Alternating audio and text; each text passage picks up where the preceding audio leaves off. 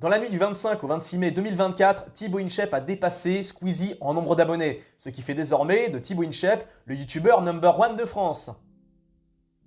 Le youtubeur numéro 1 de France. Et pour cette occasion, j'aimerais vous proposer une petite analyse. Une analyse que jusqu'ici, j'ai remarqué, personne n'a encore fait. Non pas que je me crois plus intelligent, c'est pas du tout la question, mais j'ai juste appuyé ma grille de lecture généraliste à ce type de phénomène, à cette évolution et ce différentiel entre Squeezie et Thibaut InShape. Car j'estime que le sujet que je vais aborder est important et en même temps assez préoccupant. Et je tiens à dire que cette vidéo, cette analyse que je vous fais, elle s'adresse à tout le monde. Je ne vise pas les gamins qui sont fans de Squeezie ou de Thibaut, je ne vise pas les mecs de mon âge qui sont un peu, voilà, qui s'en foutent un peu, je ne vise pas les plus vieux qui comprennent pas spécialement comment fonctionne YouTube, les algorithmes, les abonnés, tout ça. En fait, je vise tout le monde car j'ai vraiment envie d'appuyer sur quelque chose.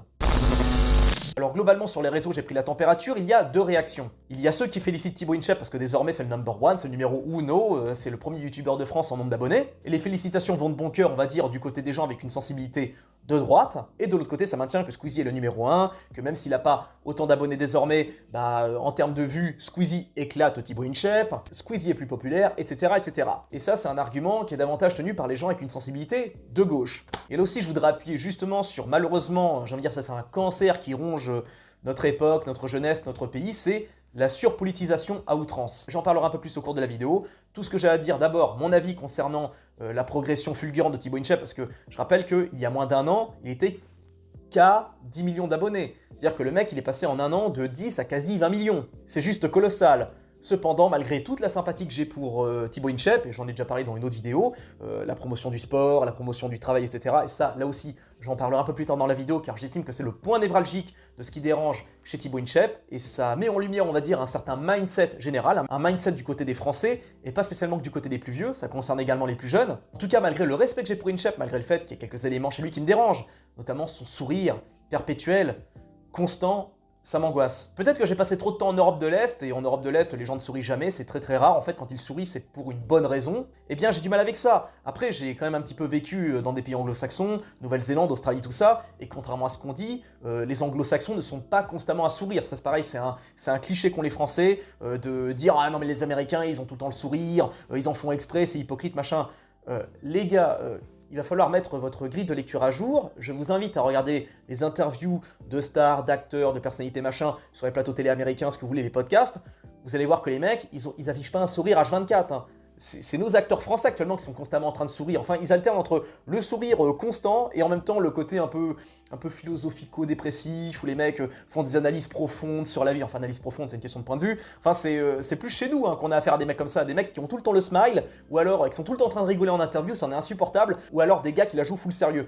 Moi, pour consommer beaucoup de vidéos américaines, je vois très bien comment les mecs fonctionnent sur les plateaux télé, les émissions, tout ça. Les mecs, ils vont balancer 2-3 blagues au début et après, ça va rester sérieux tout le long, quoi. Où ils vont parler simplement normalement. C'est terminé l'époque des stars qui affichaient tout de suite un sourire Colgate. Maintenant, c'est uniquement pour les cérémonies, les tapis rouges, les trucs comme ça. La plupart des personnalités anglo-saxonnes, quand elles parlent en interview, elles sont normales. C'est-à-dire qu'elles sourient pas exagérément, elles sont pas constamment en train de se marrer sur les réseaux, en train de s'afficher avec un big smile tout le temps. J'ai l'impression que Thibaut InShape, dans 90% des situations, il a un sourire, quoi. Mais bref, ça c'est autre chose. En tout cas, moi je suis du côté des détracteurs de Thibaut InShape. Pour moi, bah ouais, Thibaut InShape n'est pas le youtubeur numéro 1. Le youtubeur numéro 1, c'est Squeezie. Parce que même s'il a un petit peu moins d'abonnés, ses vidéos font beaucoup plus de vues. Il faut se pencher sur le différentiel entre le nombre de vues et le nombre d'abonnés. Le nombre d'abonnés, ça ne veut rien dire. Ce qui importe, c'est la fidélité. Et Squeezie a un public très fidèle. Même si en soi, il fait un nombre de vues qui n'est pas spécialement, égal à son nombre d'abonnés, eh bien en termes de vues, Squeezie bat Thibaut InShape. Le gros des vidéos de Squeezie font entre 2, 3, 4, 5 millions de vues en moyenne, pour les plus récentes, ce qui est énorme, alors que pour Thibaut InShape, malgré les moyens, malgré tout ce qu'il donne, eh bien, ça stagne en moyenne autour de 200, 300, 400, 600 000 vues, et maintenant c'est assez rare que Thibaut InShape fasse les 1 million de vues, alors qu'il va bientôt atteindre les 20 millions d'abonnés. Et pourquoi, comment Thibaut InShape en est arrivé là ? En boostant artificiellement son algorithme. Et d'ailleurs, j'estime que c'est mensonger de qualifier Thibaut InShape de youtubeur français numéro 1, étant donné qu'il s'est mis à draguer le monde entier. Vu qu'il fait maintenant des vidéos en anglais, en fait, s'inspire sur le modèle de MrBeast, à savoir faire des vidéos, évidemment, une vidéo normale où il parle en français, tout ça, il parle avec sa langue, mais après, ces vidéos-là seront traduites en fonction des pays où c'est regardé. Mais le truc, c'est que Thibaut InShape n'est pas MrBeast, et il ne le sera sans doute jamais.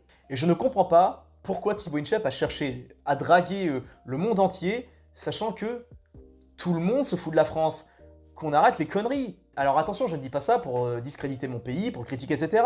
Mais qui on intéresse sincèrement? Soyons honnêtes.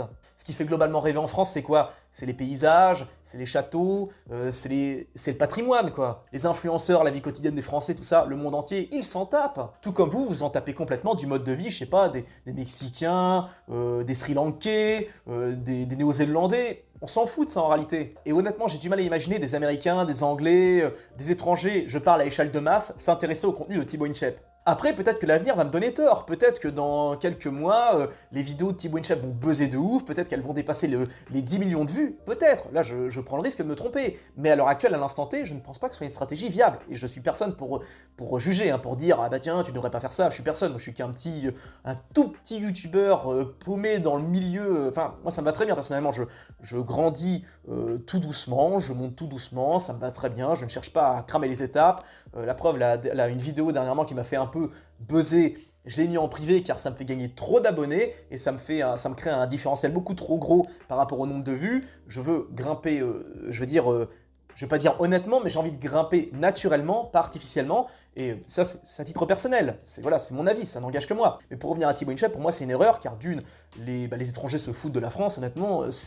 Par exemple, j'aime bien regarder comment fonctionnent les casernes de pompiers au Canada, aux États-Unis, au Brésil, en Afrique du Sud. J'aime bien regarder comment ça fonctionne, même dans les pays un peu du tiers-monde, tout ça. J'aime bien voir comment ils font. Donc je tape généralement dans les barres de recherche, Headquarter, je sais pas quoi, Rescue, machin. Enfin, je tape des noms anglais pour voir comment ça se passe, parce qu'il y a des mecs qui font des vlogs, comment ils font dans leur pays, qui montrent leur caserne, etc.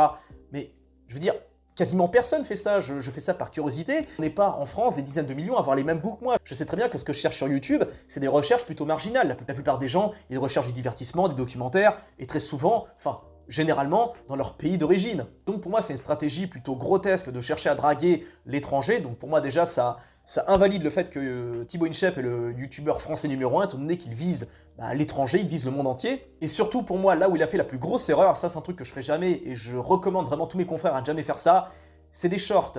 Les shorts ont été mis en place par YouTube pour concurrencer TikTok, parce que TikTok a le monopole des shorts, et YouTube, pour être dans le coup, a été obligé, par défaut, d'ajouter les shorts à sa template.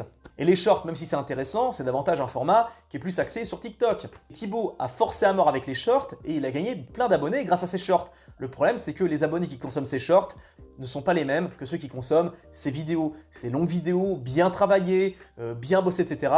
C'est pas le même public. Donc ça, c'est du gonflage artificiel. C'est mis à fond sur les shorts, et des shorts très faciles, globalement inspirés de ce qui se fait aux États-Unis, parce que j'ai presque envie de dire que c'est du plagiat. Le gros des vidéos que j'ai vu de Thibaut InShape, de ce qu'il fait, ses mises en scène, tout ça, c'est des trucs que j'ai déjà vus sur le YouTube anglophone. Et encore une fois, malgré tout le respect que j'ai pour Thibaut InShape, je trouve le gros de ses shorts vraiment malaisant, quoi. Alors, mis à part le fait qu'il sourit un peu trop souvent quand il se met en scène, il y a certains shorts vraiment qui sont cringe, quoi. Et pourtant, je l'ai défendu à certains moments. Je dis non mais attends, ouais ok, il montre qu'il faut davantage bouffer des légumes verts plutôt que des aliments transformés. Tu vois, c'est du bon sens, ça inspire les gens de ça. Et c'est vrai, pour moi c'est positif, c'est très simple comme thème de vidéo, ok, mais ça a une certaine forme d'utilité. Et pourtant, il y a certaines vidéos que j'ai vues, wow, je veux dire, je me dis mais c'est quoi le but, quoi? En fait, c'est qu'il a vu comment il faisait à l'étranger, puis il s'est dit bah tiens, je vais faire pareil pour buzzer, etc. C'est juste de la copie, quoi. C'est vraiment c'est un contenu bien français, c'est-à-dire qu'on voit ce qu'ils font à l'étranger, et plutôt que d'upgrader, plutôt que d'améliorer, plutôt que de faire en sorte de pousser encore plus, on ne fait que copier. Et on copie mal. Ajoutez à ça le fait qu'il met toujours la même musique par-dessus, cette musique super angoissante. Une fois ou deux, ça va, mais au bout de 50, 60, ça commence à devenir stressant. Vous savez, cette musique un peu flash wave années 80, là. Je ne peux plus l'entendre, cette musique, c'est mort. Vous voulez me torturer? Tiens, vous me mettez dans une pièce, impossible de sortir, avec cette musique qui est diffusée non-stop. Je crois qu'au bout de 20 minutes, je me bouffe les doigts avec les dents jusqu'à ce qu'il n'y ait plus que l'os pour me percer les tympans. Et je trouve ça honnêtement assez indigne de la part de Thibaut InShape qui nous a jusqu'ici parlé de dépassement de soi, de renforcement, etc., de travail personnel pour s'améliorer, pour devenir plus fort, etc., pour finalement s'abaisser à des techniques des techniques aussi basses, quoi, pour monter dans l'algorithme, pour grimper en nombre d'abonnés, alors que en termes de vues, il stagne. Parce que se baser sur les shorts pour percer sur YouTube, c'est une très mauvaise idée. À moins que vous ayez un plan, un business plan, comme par exemple montrer des shorts de sport pour après vendre un PDF, un truc comme ça. Ok, sauf que là, c'est vraiment à but presque intéressé, presque, je vais dire.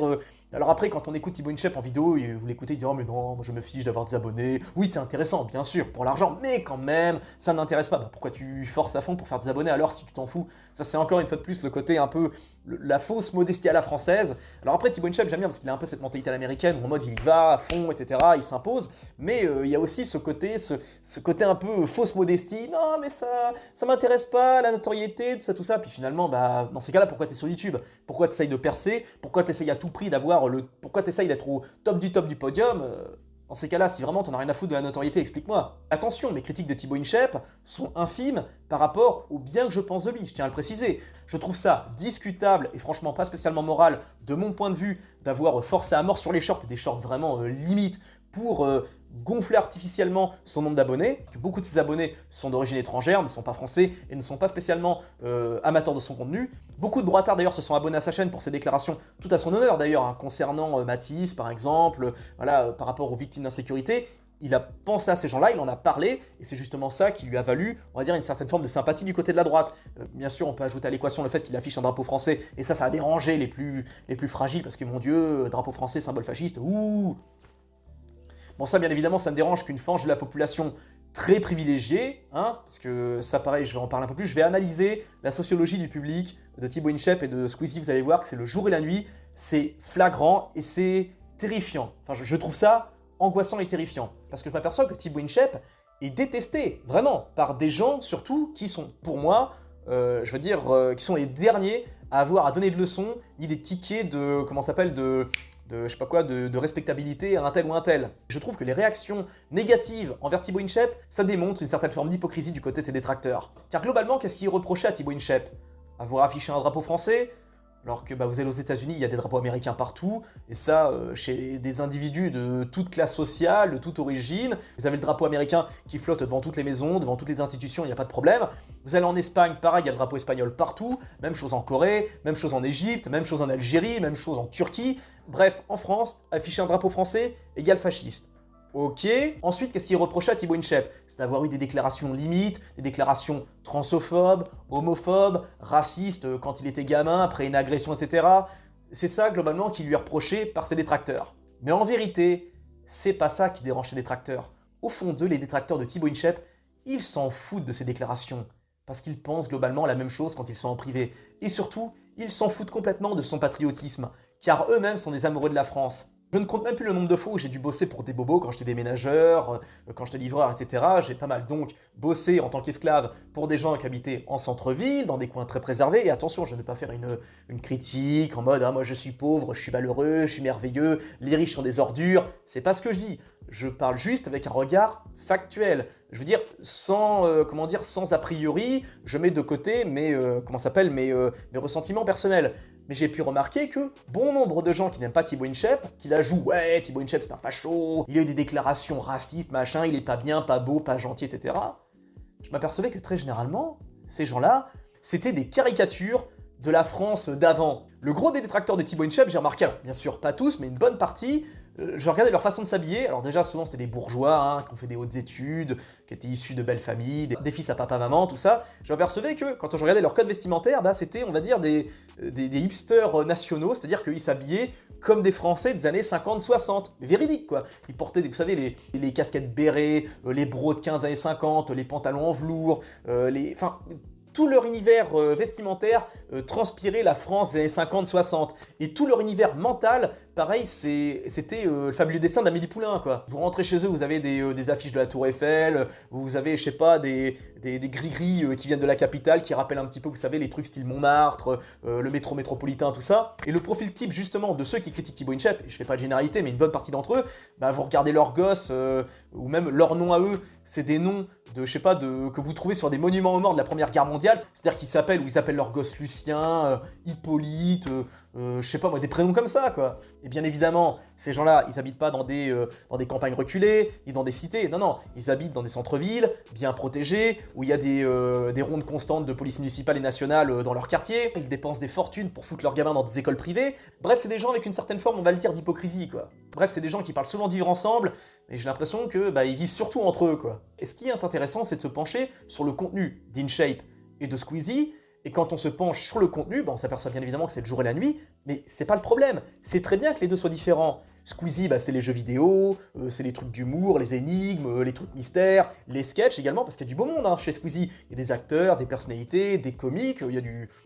Franchement, il y a du people chez lui. Alors que par contre, du côté de chez Thibaut InShape, c'est l'inverse total. Et c'est justement ce qui lui est reproché. Parce que ce qu'on reproche à Thibaut InShape, c'est pas son nationalisme, c'est pas ses idées, c'est le fait qu'il mette en avant les gens du peuple, et surtout le monde du travail. Car c'est ce que j'ai entendu de la bouche de beaucoup, c'est « Oh là là, Thibaut InShape, c'est la pute du gouvernement, il fait la promo de la gendarmerie, de l'armée, du personnel médical, il fait la promotion de Leclerc, vous avez vu, il montre ce que c'est que d'être un employé chez Leclerc, il fait la promo des multinationales en incarnant un équipier chez McDo, etc. » Donc quelque part, c'est un peu l'esclave du grand capital, celui qui sert les puissants, etc.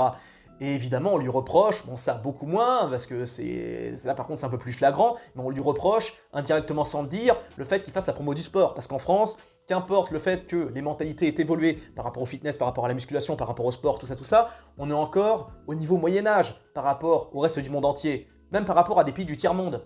Le sport est encore mal vu en France, de par l'élitisme bourgeois qui règne encore en maître, bon, plus pour très longtemps, mais qui règne encore, le sport est encore mal vu. Pour encore une bonne partie des gens, le sport, c'est uniquement le judo, la course à pied, l'équitation, des trucs comme ça, quoi. La boxe, c'est un truc de beauf, le MMA, c'est un truc de bourrin, la muscu, c'est un truc de débile. Pour beaucoup de gens, dans leur mindset, c'est ça. Alors que vous allez en Suède, aux États-Unis, dans les pays de l'Est, dans les pays, je sais pas, moi, d'Afrique, d'Asie, ce que vous voulez, les sports de combat, les trucs de développement personnel style muscu, etc. C'est des disciplines qui sont respectées et qui sont considérées à juste titre comme des disciplines indispensables au bon maintien d'une civilisation, au bon maintien de l'équilibre psychologique des individus, ce genre de choses.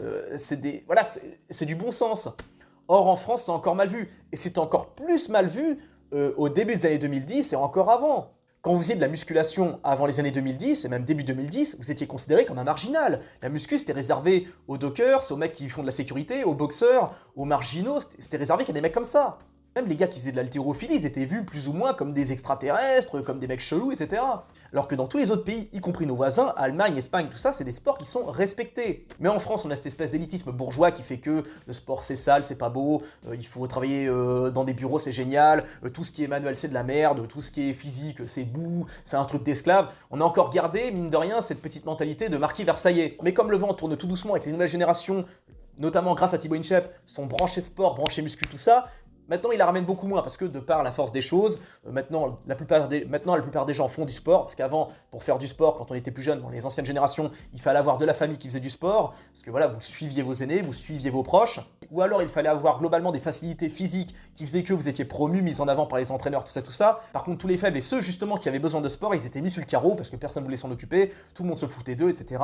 Maintenant, avec Internet, les gamins, ils ont pu voir qu'il y avait des influenceurs, qu'on pouvait se dépasser, qu'on pouvait devenir meilleur, qu'on pouvait devenir plus fort. Vous n'avez pas idée à quel point Thibaut InShape a dû sortir des millions de gamins de la dépression et il a dû pousser des millions de gamins à franchir des salles de sport, des salles de fitness et on ne l'a pas mis en valeur pour ça alors que c'est ce qu'il a fait. C'est vraiment pour moi son fait d'arme principal, c'est on va dire sa médaille de platine, c'est qu'il a poussé les nouvelles générations à se mettre au sport et vous allez voir que dans le futur, ces nouvelles générations qui sont mises au sport grâce à lui, grâce à d'autres, grâce à d'autres youtubeurs, etc. Et les youtubeurs ont un poids considérable concernant le dépassement de soi du côté des nouvelles générations. Ça on lui reproche pas trop. Par contre, on lui reproche le fait de mettre en avant le travail et les gens du peuple. Car qui interroge Thibaut InShape? Eh bien, des gens qui ont vécu des dingueries, qui ont souffert, je me rappelle de ces deux gamines qui ont été persécutées par leur famille d'accueil, mais vraiment, histoire cauchemardesque. Il a également interrogé des gamins qui ont été victimes de harcèlement scolaire. Vous savez, le genre de gamins à qui on tend jamais le micro, à qui on donne jamais la parole. Il donne également la parole à des gens qui ont vécu des épreuves, des accidents, qui ont eu des parcours atypiques, qui ont souffert de maladies absolument horribles. Bref, c'est moral ce qu'il fait. Il donne la parole aux gens du peuple, exactement comme fait Cyril Hanouna. Et je remets encore ça sur le tapis. Je sais que la plupart d'entre vous, ceux qui me suivaient, vont me reprocher ça, mon soutien pour Hanouna, mais moi j'ai une vision collective de la chose. Je ne suis pas, je veux dire, dans la suranalyse. Ce que je vois avant tout, c'est le pragmatisme, le concret et l'utile pour la masse. Et Hanouna, on peut lui reprocher ce qu'on veut, mais si on le compare, Hanouna, lui, plutôt que de faire comme les autres, à savoir un bourgeois qui donne la parole à d'autres bourgeois, il donne la parole à des gens du peuple. Et on s'en fout que ce soit pour le buzz. Et ça, pareil, c'est ceux qui me reprochent ça, qui vont me dire ça dans les commentaires. Ouais, mais Hanouna, il fait ça pour le buzz. Thibaut InShape, pareil. On s'en fout. Si vous dites ça, honnêtement, je vous le dis avec toute honnêteté, avec vraiment ma sincérité la plus absolue. Si vous retenez avant tout que Hanouna ou Thibaut InShape fait ça pour le buzz, donc donner la parole à des gens du peuple, c'est que vous êtes des malades mentaux. Je suis désolé, il faut le dire. Parce que vous avez vu ça avant tout. Vous avez vu en premier, oh, il cherche le buzz, oh, il cherche l'attention. Avant de voir le concret, à savoir la sensibilisation. Car Thibaut InShape, comme Cyril Hanouna, parce que Cyril Hanouna aussi a donné la parole à ces jeunes filles qui ont été massacrées, etc., qui se sont fait pourrir la vie dans leur enfance, comme il a donné la parole à des prolos, à des galériens, à des mecs qui ont des choses à dire, qui ont vécu des trucs, qui ont subi des persécutions, et bien en donnant de l'exposition à ces gens-là, ils les ont aidés. Que ce soit recherché, voulu ou non, on s'en fout. L'important, c'est que ces gens aient été aidés, et au sein de la population, ça donne de l'espoir. On voit des gens influents qui donnent la parole à des gens qui ont des choses à dire, à des gens à qui on n'a jamais tendu le micro. Est-ce que ça va rentrer dans votre crâne? Je ne dis pas que Cyril Hanouna est le meilleur être humain que la Terre ait jamais porté. Je ne dis pas que Thibaut InShape est un être merveilleux, que partout où il marche, il y a des odeurs de fleurs, etc. C'est pas ce que je dis. En France, encore une fois, on ne sait pas faire autre chose qu'essentialiser et faire en sorte de tout, je veux dire, tout transformer en cliché, tout mettre en hyperbole. Non. Après, je ne critique pas, moi aussi je le fais, je l'ai fait pendant longtemps, mais j'arrive tout doucement à me sevrer de cette mentalité, j'arrive maintenant à voir le monde autrement. Le monde n'est pas noir ni blanc, il est gris. Et du point de vue fonctionnel, même s'il fait moins de vues, Thibaut InShape a eu un apport bien plus positif que Squeezie, qui jusqu'ici ne fait que du divertissement, qui est bien fait, attention, c'est aussi ça la force de Squeezie par rapport à Thibaut InShape. Le contenu de Squeezie, il est quand même quali, hein, on va pas se mentir, au niveau du montage, de la mise en scène, etc., même de la personnalité de Squeezie, il fait du super boulot. Et je ne suis pas un anti-Squeezie, attention. Je remercierai jamais assez Squeezie pour être passé chez Ardisson. Et indirectement, sans le vouloir, Squeezie a ridiculisé ad vitam aeternam Ardisson. Et Ardisson le méritait. Rappelez-vous de son arrogance, rappelez-vous de sa suffisance, de sa mentalité de vieux.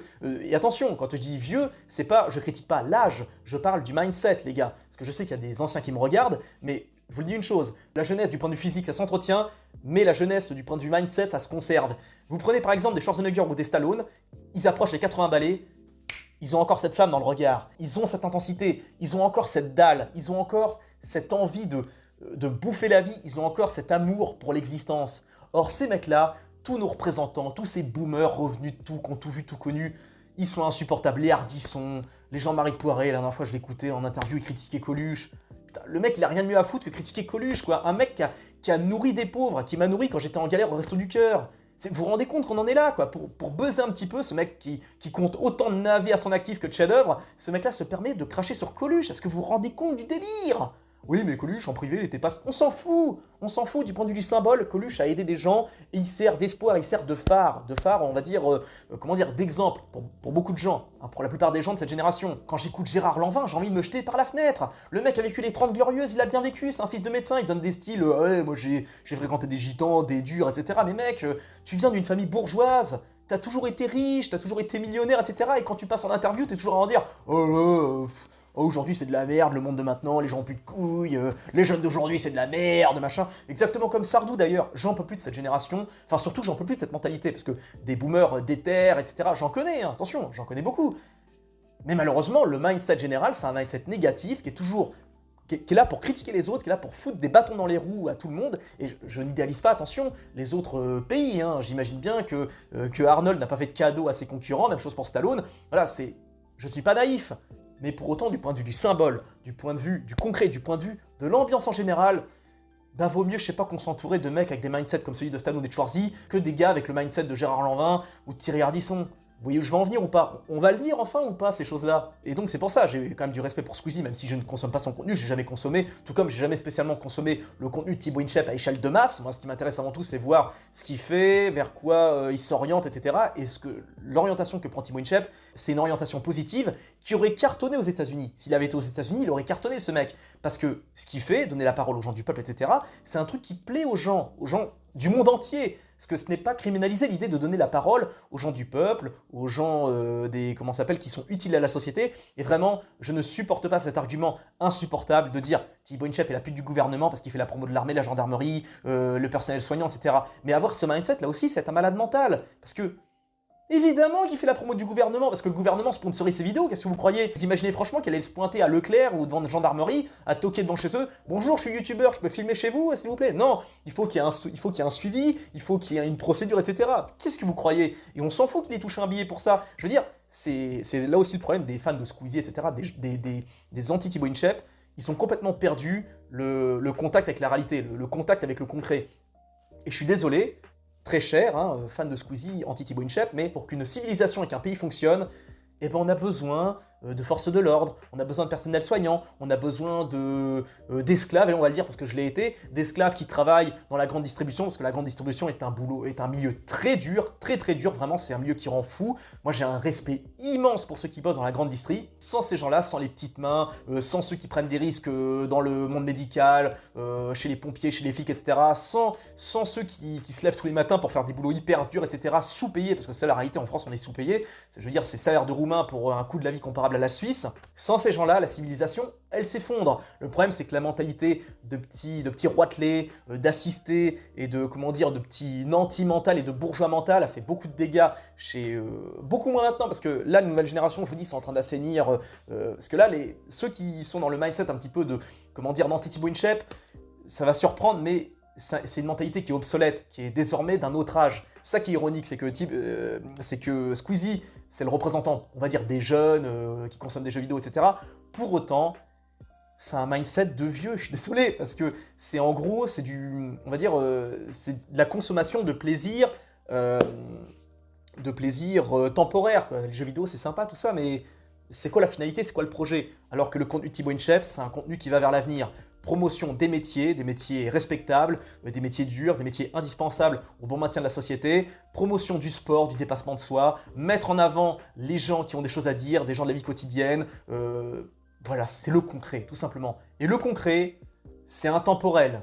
Et le concret, le fonctionnel, ça c'est intemporel. C'est d'un côté le public du travail, des sportifs, de ceux qui veulent se dépasser, qui veulent avancer, et l'autre côté, c'est un public, on va dire, je dois le reconnaître, un public assez aigri, assez haineux, parce que je vois bien les critiques envers Thibaut Inchep, ça vole pas haut, et c'est des critiques hypocrites, parce que ce qu'on reproche avant tout à Thibaut Inchep, c'est pas ses déclarations, c'est pas son patriotisme, parce que je vous le dis encore une fois, les gens qui donnent des leçons par rapport à ce niveau-là, ce sont très généralement les moins tolérants, les moins ouverts. Quand vous les connaissez un petit peu en privé, vous apercevez que c'est très monochrome, hein, c'est l'Alaska, il n'y a pas trop de diversité, alors que pourtant ils n'ont que ce mot à la bouche, et c'est souvent ça le truc, c'est que ceux qui parlent toujours d'antiracisme sont les plus racistes, ceux qui parlent de je sais pas quoi, ceux qui ont toujours à la bouche une cause en particulière, c'est généralement eux qui l'appliquent le moins. Et dans les détracteurs de Thibaut Inchep, très généralement, j'en ai pas relevé un seul qui, justement, a relevé que Thibaut Inchep faisait la promo des métiers respectables, du sport, et la promotion, on va le dire, des gens qui ont des choses à dire. Et c'est le comble, j'ai envie de dire, pour des gens qui se veulent humanistes, qui se veulent ouverts d'esprit, qui se veulent porter sur la tolérance, l'amour, etc. C'est assez... En tout cas, Thibaut Inchep, même s'il m'a déçu et même si je considère que il n'est pas le youtubeur français number one, je le regrette en réalité, vraiment, j'aimerais qu'il soit vraiment youtubeur numéro 1 en termes de vues, car les vues c'est le plus important. Prenez par exemple, tiens, Inoxtag, le mec, il est parfait son ratio. 7 millions d'abonnés, des vidéos qui font exactement le même nombre de vues en fonction des abonnés, tout ça, franchement, GG, un gros boulot, beau boulot pour... D'ailleurs, il a un très bon mindset, il pense très bien ce gamin, il est super. Mais je veux dire, voilà, même si j'ai énormément de respect pour Thibaut Inchep, j'avoue avoir été déçu par rapport à sa technique pour gonfler ses stats, parce que c'est du gonflage de stats, hein, c'est synthétique. Mais par contre, je le respecterai éternellement parce qu'il aura poussé des gamins à se mettre au sport, il aura poussé, des gamins à faire tel ou tel métier, parce que ces métiers-là, ils participent au développement de la richesse de ce pays, à la réussite économique, la prospérité économique des individus. Enfin, qu'est-ce qu'il y a de mal à ça? Et il n'y a que des fous, des déconnectés ou alors des malhonnêtes pour être à l'encontre pour être contre cette idée. Pareil, on a reproché également à Thibaut Inchep de parler d'insécurité. Mon Dieu, le tabou existentiel, quoi. Il ne faut pas parler d'insécurité. Vous vous rendez compte? Il parle d'insécurité dans ses shorts. Pareil, là, c'était un short intéressant où il montrait la comparaison entre 2003 et 2023. Ça, pareil, pour les détracteurs de Thibaut Inchep, c'est déjà trop, quoi. En tout cas, c'est très sympa de leur part pour les victimes d'insécurité, hein, surtout les femmes, hein, qui, elles, doivent raser les murs dans pas mal de villes. Merci pour elles, les gars, bravo. Niveau humanisme, vous êtes au top. Bon allez les amis, j'espère que cette vidéo vous a plu. Si c'est le cas, n'hésitez pas à checker les autres vidéos de la chaîne. Je ne fais pas que des vidéos réactions, je fais également des critiques, des top 10, je fais un peu de tout. Enfin, tout ce qui est en lien avec le cinéma, la pop culture, l'internet, tout ça. Voilà, faites-vous plaisir et surtout donnez votre avis dans les commentaires. Prenez bien soin de vous, plein de bisous à tous, ciao.